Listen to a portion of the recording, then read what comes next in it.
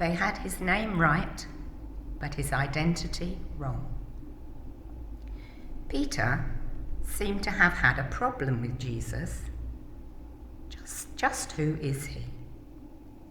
He had been teaching, healing, and involved in conflict with religious leaders for some time.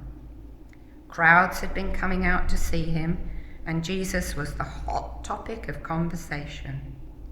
He was a first-century celebrity, and celebrities then, as now, were the objects of rumour and speculation. Just look on social media to see what I mean. Jesus asked his disciples, "Who do people say that I am?" He wanted to know what people had been saying. Evidently, Jesus had been getting some Facebook or Twitter type of coverage, so the apostles told Jesus what had been doing the rounds. Rumour had it he was the reincarnation of Elijah or of his own cousin John the Baptist. You can imagine the headlines. Sounds bizarre, but rumours about celebrities are often like that, aren't they? Turning to Peter, Jesus brought the question closer to home. Who do you say that I am? It's one thing to talk about other people's opinions and speculations. It's quite another to go on record by expressing your own. Jesus wouldn't allow Peter that safety. He asked him, "Who do you say that I am?" That was and remains the central question of Christian faith. It's not, "Do you agree with my teachings?" It's not, "Do you think I manage conflict with the authorities well?" Nor is it, "Are you impressed with the miracles you've seen me perform?" The fundamental question is a question of identity. Who do you say that I am? Peter answered, "You are the Messiah, Son of the living God."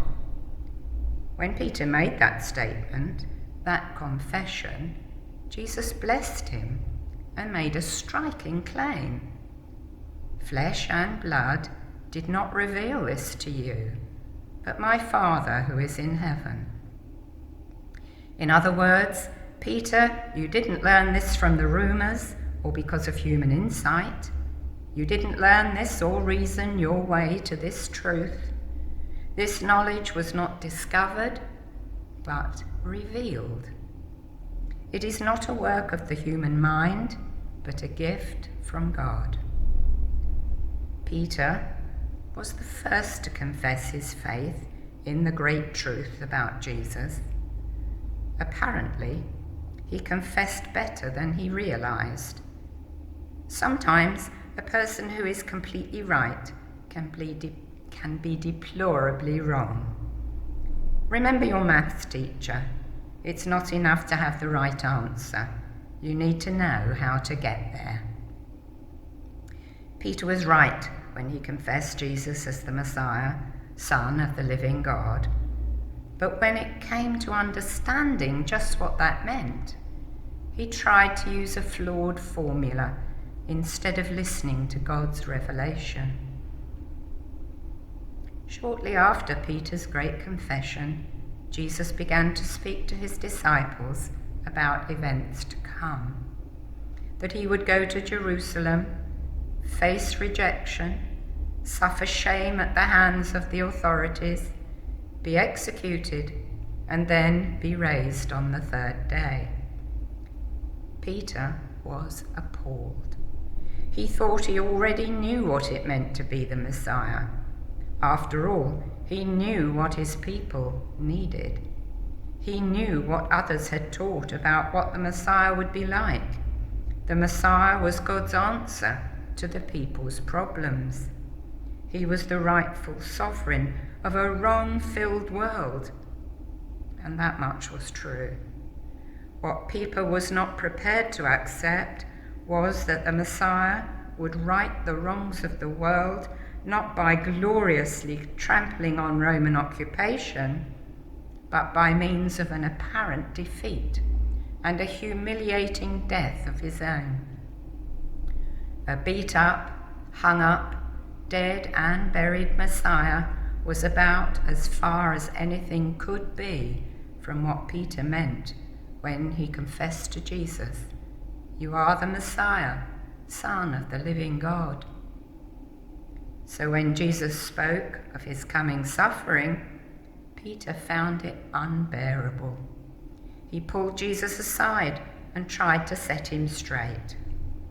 As one translator puts it, Peter said, "Grace is yours, Lord. May this suffering never happen to you." No doubt Peter meant well, but Jesus' response was swift and sharp. "Get behind me, Satan.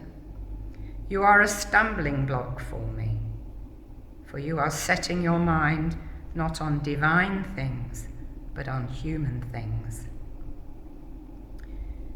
This same Peter who confessed the truth about Jesus, given by divine revelation, tried to define the meaning and mission of Christ. But he seriously blundered, because he attempted to define the Messiah by means of human needs and ideas. Jesus denounced this as satanic. Peter was only the first of many who have rightly named Jesus the Messiah, Son of the living God, and then offered definitions of the Messiah that have little to do with what God intends. How we define the Messiah makes all the difference in the world with how we follow him. If we define the Messiah strictly as a teacher, then all we need to do is tune up our thinking and learn his lessons. If the Messiah is a political revolutionary intent on overthrowing the unjust powers of the world, then we need to take up arms and let the shooting begin.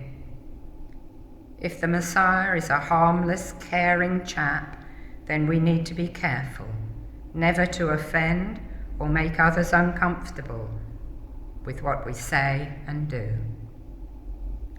But the Messiah of the Bible is different from any of these. He was, in the words of Scripture, begotten of God. He came from God in a unique and unrepeatable way. There was no one ever like him before or since.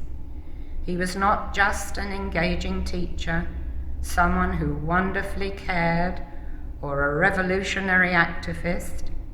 Rather, he came as the saving presence of God, to save by enduring suffering and displaying the depth of divine love. It was not a pain-free and convenient Messiah that declared, "If anyone wants to be my followers, let them deny themselves and take up their cross and follow me." Let's admit it. We need to know more fully the meaning of the confession, Jesus is the Messiah, Son of the living God. Our two human agendas can get in the way. Our flawed ideas lead to mistaken conclusions. If we want to know him more completely and follow him more faithfully, we need to look to Jesus alone to give us the definition of what it means to be the Messiah. Only then will we know how to be his people. We will miss the truth of his mission and grandeur of his identity if we try to impose our doubtful definitions on him. It's not enough to voice his name or speak his titles. We need to learn from him who he is, so we can have a deeper relationship with him. Before the next time we confess Jesus is the Messiah, Son of the living God, we must stop defining him by our limited experiences, human agendas, and dubious assumptions, but instead learn from him. Then maybe we'll find that our confession means more than it ever did. Amen.